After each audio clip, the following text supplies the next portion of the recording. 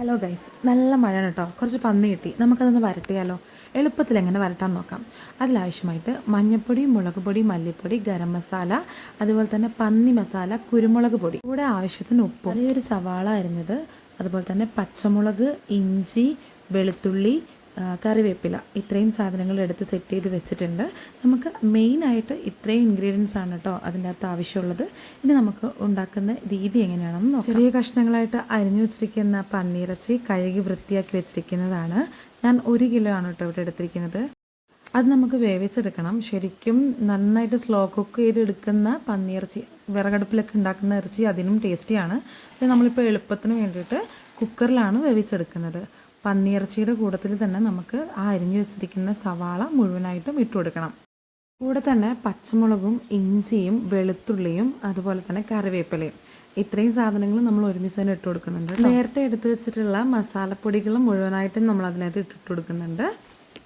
പാകത്തിനുള്ള ഉപ്പും കൂടെ അതിലേക്ക് ഇട്ടതിന് ശേഷം നന്നായിട്ട് കൈകൊണ്ടാണ് ഇളക്കി യോജിപ്പിക്കുന്നത്. ഇത്രയും ചെയ്ത ശേഷം വിറകടുപ്പിലൊക്കെ വെച്ചുണ്ടാക്കുകയാണെങ്കിൽ വളരെ ടേസ്റ്റി ആയിരിക്കും കേട്ടോ. നമ്മൾ ഈ മൺചട്ടിയിലൊക്കെ വിറകടുപ്പിൽ വെച്ച് സ്ലോ കുക്കൊക്കെ ചെയ്തെടുക്കുകയാണെങ്കിൽ നല്ല ടേസ്റ്റായിരിക്കും. നമ്മളിപ്പോൾ എളുപ്പത്തിലാണ് ചെയ്യുന്നത്. കുക്കറിനകത്തോട്ട് ഇട്ടിട്ട് നമ്മൾ ഒരു 4 വിസിലൊക്കെ അടുപ്പിച്ചെടുക്കുകയാണ് ചെയ്തിരിക്കുന്നത്. നമ്മളിതിൽ നിന്ന് നെയ്യ് ഊറ്റി കളയുന്നില്ല, പകരം ആ നെയ്യിലാണ് കേട്ടോ നമ്മൾ വരട്ടിയെടുക്കുന്നത്. ഇതിലേക്ക് നമ്മൾ ഓയിലൊന്നും തന്നെ ആഡ് ചെയ്യുന്നില്ല. നമ്മളൊരു പാൻ വെച്ച് അതിനകത്തോട്ട് ആ നെയ്യ് ഊറ്റിയതിന് ശേഷം അതിലാണ് നമ്മൾ ബാക്കിയുള്ള ഇൻഗ്രീഡിയൻസ് ആഡ് ചെയ്യുന്നത്.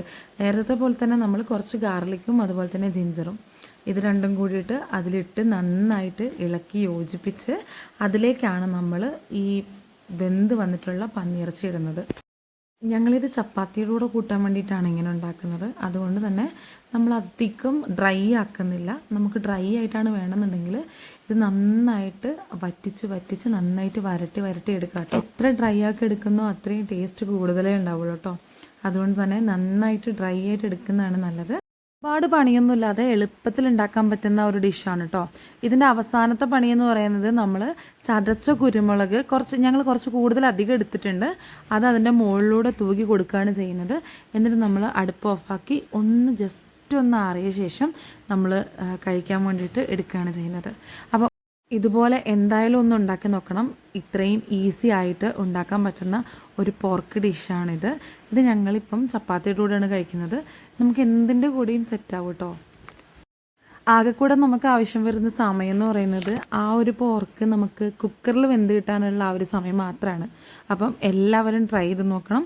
ഇതുപോലെ ഞങ്ങൾ നല്ല മഴയൊക്കെ ഉണ്ടാകുന്ന സമയത്ത് ഫ്രീ ആയിട്ടിരിക്കുമ്പോൾ എന്തെങ്കിലുമൊക്കെ പരീക്ഷിച്ച് നോക്കാറുണ്ട്. അങ്ങനെ പരീക്ഷിച്ച് വിജയിച്ച ഒരു സംഭവമാണിത്. അടിപൊളി ടേസ്റ്റാണ് കേട്ടോ. അപ്പം വേറൊരു വീഡിയോയിൽ കാണാം.